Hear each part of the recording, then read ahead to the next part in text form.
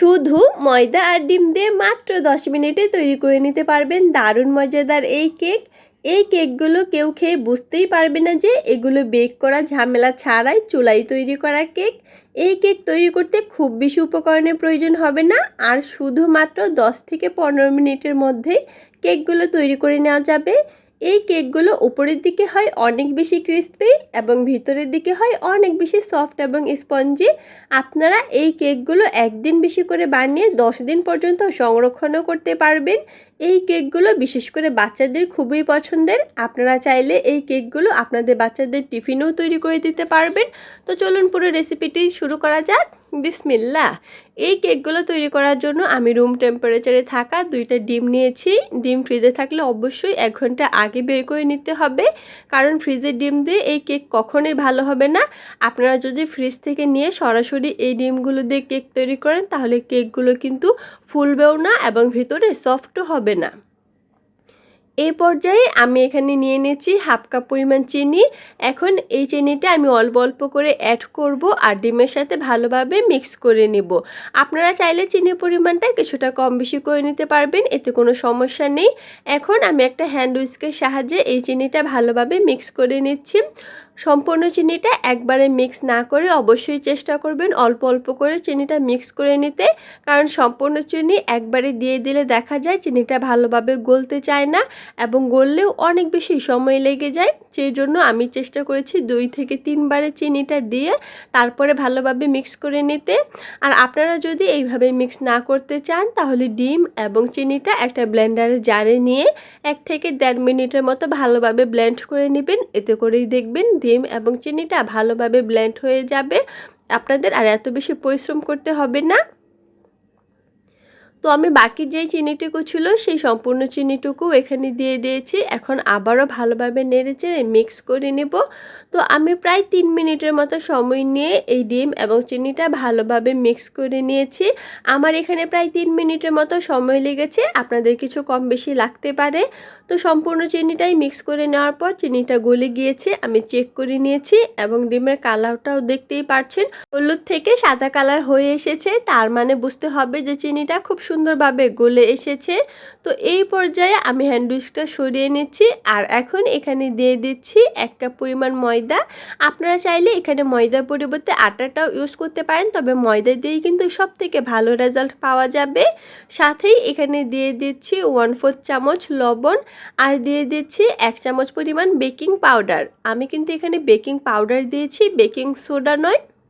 এখন এখানে আমি দিয়ে দিয়েছি 1/3 কাপ পরিমাণ রান্নার রেগুলার তেল। এখন এই সমস্ত কিছু আমি একসাথে ভালোভাবে মিক্স করে নেব।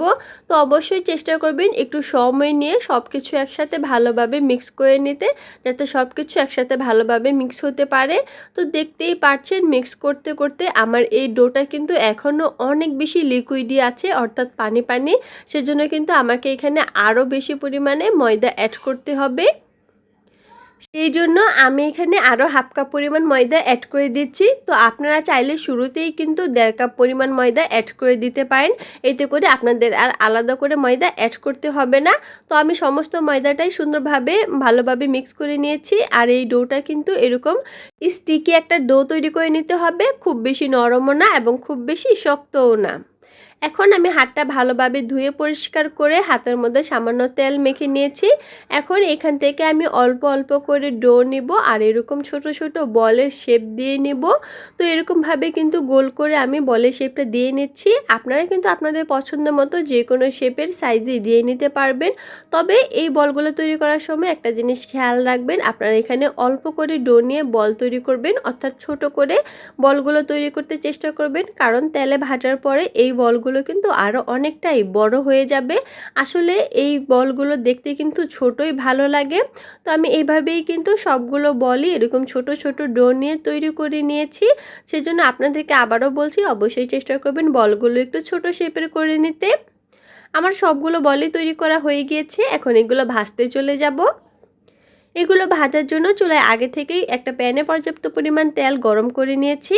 এখন এইখানে আমি এক এক করে সবগুলো বলই দিয়ে দিচ্ছি। তেলটা কিন্তু আমি খুব বেশি গরম করে এখানে বলগুলো দেইনি। কুসুম গরম তেলটা হবে এমন পর্যায়ে গরম করে নিতে হবে। দেখতেই পাচ্ছেন বলগুলো দেওয়ার পর এখানে কিন্তু তেলে ভালোভাবে বুদবুদ উঠছে। এখন এই বলগুলো চুলার আঁচটা লোতে রেখে আমি 2 থেকে আড়াই মিনিটের মতো ভেজে নেব। অবশ্যই কিন্তু চুলার আঁচটা লোতে রেখে ভাজতে হবে।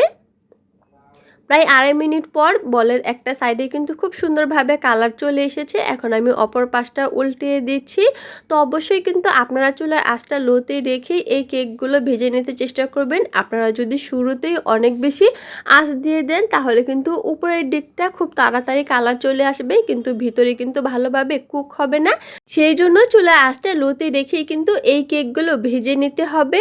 তো আমি অপর পাশটাও 2 থেকে আড়াই মিনিটের মতো ভেজে নিয়েছি। এখন আমি অপর পাশটার কেকগুলো উল্টিয়ে দিচ্ছি এবং কিছুটা গোল্ডেন ব্রাউন কালার করে ভেজে নেব। আমার কেকগুলোতে খুব সুন্দর গোল্ডেন ব্রাউন কালার চলে এসেছে। এই পর্যায়ে আমি কেকগুলো চুলা থেকে নামিয়ে নেব। দেখতেই পাচ্ছেন মাশাআল্লাহ কত সুন্দর কালার এসেছে। তো সেম প্রসেসেই কিন্তু আমি আবারও এখানে বাকি কেকগুলোও দিয়ে দিচ্ছি। তো এই পর্যায়েও কিন্তু আপনারা চুলার আঁচটা অবশ্যই লোতে রেখে এই বাকি কেকগুলো বেক করে নিতে চেষ্টা করবেন। এতে করেই দেখবেন আপনাদের কেকগুলো অনেক বেশি সফট এবং স্পঞ্জি হবে। আমার সবগুলো কেকই বেক করা হয়ে গিয়েছে। মাশাআল্লাহ কেকের লুকগুলো কিন্তু অনেক বেশি পারফেক্ট এসেছে। আপনাদের বাচ্চারা কিন্তু এই কেকগুলো অনেক বেশি পছন্দ করবে। তো আশা করছি বরাবরের মতোই আমার আজকের রেসিপিটাও আপনাদের কাছে ভালো লেগেছে। আমার রেসিপিগুলো আপনাদের কাছে ভালো লেগে থাকলে অবশ্যই আমার চ্যানেলটি সাবস্ক্রাইব করে পাশে থাকা বেল বাটনটি ক্লিক করে রাখবেন। আজকের মতো কিন্তু ভিডিওটি এই পর্যন্তই। আল্লাহ হাফেজ।